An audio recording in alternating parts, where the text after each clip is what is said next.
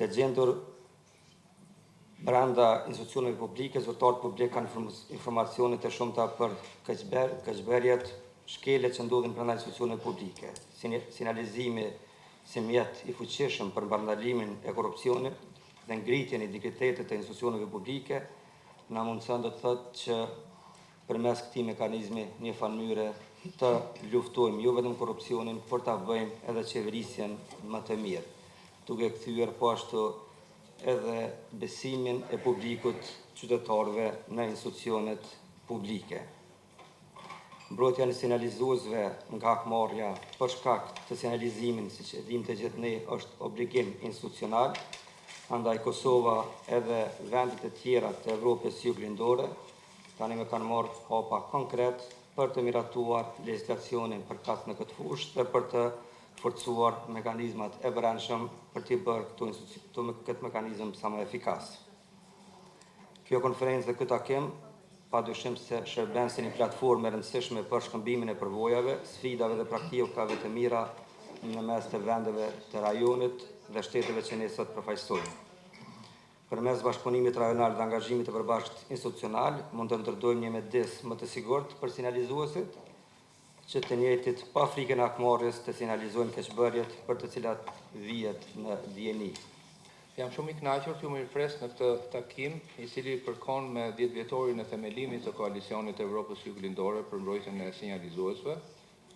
Ky koalicion u themelua në vitin 2015 dhe përbëhet nga organizata jo qeveritare, organizata kërkimore, gazetarë, ekspertë, pavarur nga vendet e Evropës Juglindore dhe qendrore.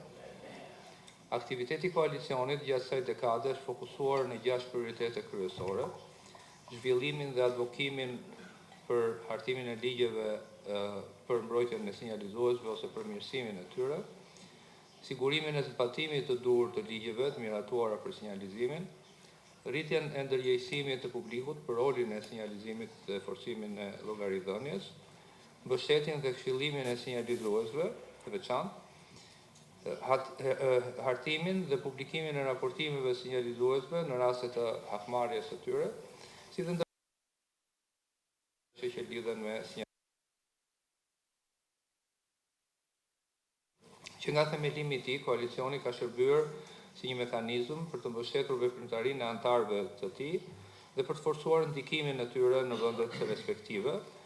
Ka ofruar mbështetje financiare për zbatimin e fushatave dhe investigimeve të rasteve të veçanta, ka prodhuar materiale kërkimore dhe burimore të ndryshme për të forcuar kapacitetet e organizatave shoqërisë civile për sinjalizimin, po edhe të institucioneve publike.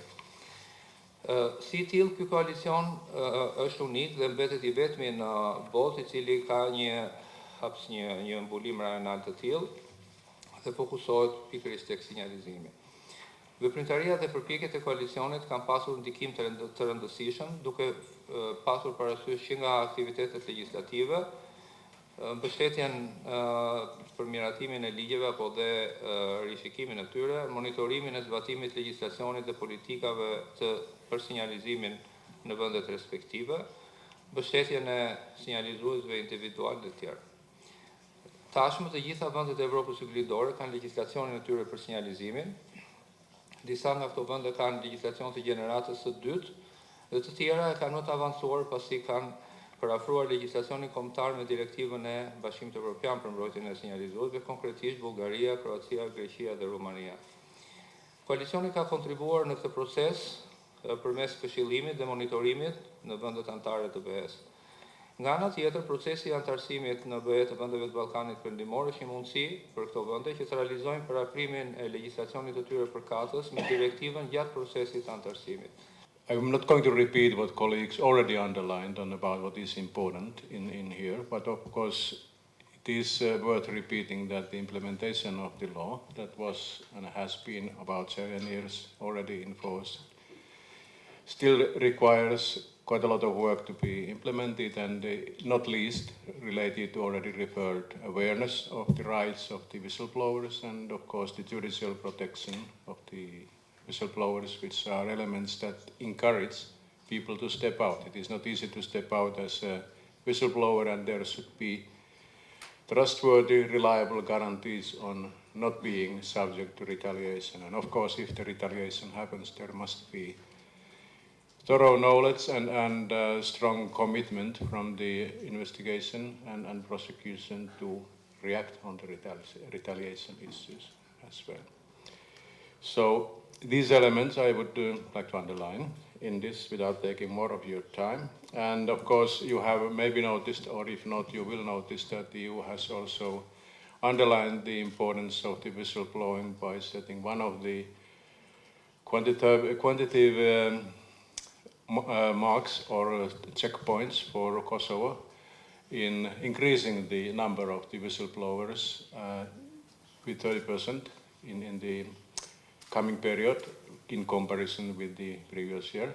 And this is just to underline that these issues need to be implemented properly. It is not enough only to have the laws in lines with the directives that the EU has. So this would be all from my side. Welcome once again, and I hope you will have a fruitful discussions during this visit. Thank you. On behalf of the Regional Anti-Corruption Initiative, I have the honor of welcoming you here today. I would like to congratulate the organizer for putting together this two-day event dedicated to protection of whistleblowers, and thanks to all of you for joining us. As we all know, where there is corruption, there is a deficiency in rule of law, democracy, economic and social prosperity. Consequently, all sectors of the society in the Western Balkans or Southeast Europe, the government, CSOs, the media, international organizations, general public have been treating the fight against corruption as a priority, including and especially the process of the EU integration. The establishment and the work of the Regional Anti-Corruption Initiative as a regional intergovernmental organization dedicated solely to the regional collaboration and coordination in the fight against corruption is a reflection of the commitment of the region to this priority. Whistleblowing, as one of the most effective means of exposing and combating corruption, has also received increased attention in the region and in the EU, which adopted a comprehensive EU directive on whistleblowers protection in the end of 2019. Having in mind that the region of the Western Balkans already had developed their legislation in this area, we have witnessed the vice versa situation where countries of Western Balkan sharing experience with the EU countries in developing the legislation. Whistleblowing was and still is one of the strategic objectives in Regional Anti-Corruption Work Plan. And although we don't have currently an active project, that doesn't mean that we are not working on this and that we are not developing something in the next period. Arjan is very much familiar with this. We are in very close contact with him. Dhe piknisja e çdo diskutimi rreth tyre duhet të filloj me mirënjohjen e faktit që ata janë mishrim i guximit në një botë që shpesh preferon heshtjen para përgjegjësisë. Me veprimet e tyre ata na kujtojnë që demokracia nuk është thjesht një trashëgimi pasive, por një përgjegjësi dinamike e ndërtuar mbi të vërtetën. Guximin për të folur hapur dhe për të vendosur vlerat dhe idealet për të mirën publike mbi atë personale me vedijen e plot pasojave përkatëse. Prandaj, guximi i tyre inspiron. Dhe pikërisht ky guxim i shëndron sinjalizuesit në katalizator të ndryshimeve të mëdha. Historia është e mbushur me raste individësh që reflektojnë shembullin e shërbimit për të mirën publike përkundër pasojave. Ndër tjerash, kur Daniel Ellsberg publikoi letrat e Pentagonit në vitin 1971, përmes New York Times, ai rrezikoi deri në 115 vite burgim. Por veprimet e tij rezultuan në jo më pak se përshpejtimin e përfundimit të luftës në Vietnam dhe një vendim të Gjykatës Supreme Amerikane lidhur me të drejtat që burojnë nga amandamenti i parë kushtetues, jo më pak se lirinë e shtypit. Dhe veprimet e sinjalizuesve mbar botën kanë rezultuar në diskutime globale e reforma të thellësishme përfshirë ligjore, ndër tjerash lidhur me llogaridhënien e strukturave ushtarake e strukturave të sigurisë, proporcionalitetin e duhur në mes sigurisë dhe të drejtave që ndërlidhen me privatësinë, luftimin e korrupsionit në institucione publike e ndërkombëtare dhe rrëzimin e figurave të fuqishme publike e politike, duke ridimenzionuar për pasojë raportin e mes të fuqisë së pushtetit dhe detyrimit të llogaridhënies. Fatkeqësisht, shumë nga këta individ, jo vetëm që vazhdojnë të trajtohen si figura kontraverse, ndonjëherë të festuar si heronj e ndonjëherë të linquar si tradhtar, por shpesh kanë humbur vendet e punës, mirëqenien ekonomike, kanë gjetur strehim në shtete tjera, kanë kaluar vite të tëra procedurash gjyqësore dhe janë dënuar edhe me burgim. Pra, paradoksalisht, të njëjtat shoqëri që kanë avancuar si rezultati veprimeve të tyre, kanë dënuar po të njëjtit qytetar, përfshirë me pasojën e krijimit të një ambienti që ndjell frikë, hakmarrje dhe dekurajon guximin qytetar për të vënë në pah dhe për të luftuar abuzimin e pushtetit. Pushteti, strukturat vendimarrëse, grupet e interesit e me raste edhe vetë shoqëria janë hakmarrëse ndaj tyre.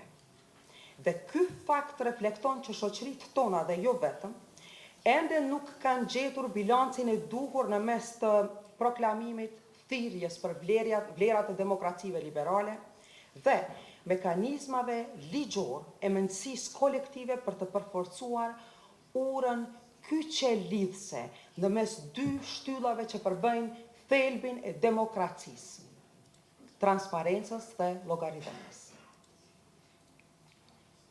Përkundër progresit, sfidat dhe pasojat me të cilat ballafaqohen sinjalizuesit mbesin evidente dhe ky fakt është reflektimi i faktorëve që ngërthejnë aspekte të ndryshme strukturore, politike e kulturore. Strukturore sepse legjislacioni i aplikueshëm, edhe atëherë kur mund të jetë në përputhje me standardet më të mira, nuk është detyrimisht i mbështetur mjaftueshëm me mekanizmat e duhur mbikëqyrës dhe zbatues. Dhe ky problem amplifikohet si rezultat i mungesës së vullnetit politik, por edhe mungesës së pjekurisë së duhur të mendësisë publike. Sinjalizuesit ekspozojnë të vërteta të pakëndshme në rastin më të mirë, që thellësisht rrezikojnë interesat të pushtetit përfshirë financiar, duke krijuar tensionet jashtëzakonshme në mes interesave kundërtënës. Për më tepër që mundësia publike duhet thënë shpesh mbi vlerëson lojalitetin dhe stabilitetin, mbi të vërtetën e cila i sfidon lytëparët. Dhe sigurisht që trajtimi i zgjidhjeve që kërkon adresimi i këtyre sfidave në rajonin tonë duhet të vihet në kontekstin e të arriturave dhe të sfidave të të gjitha shteteve që janë të përfaqësuara sot në këtë sallë. Dhe ky rajon në parim dhe me përjashtime ngërthen ndër të tjera dy karakteristika të përbashkëta.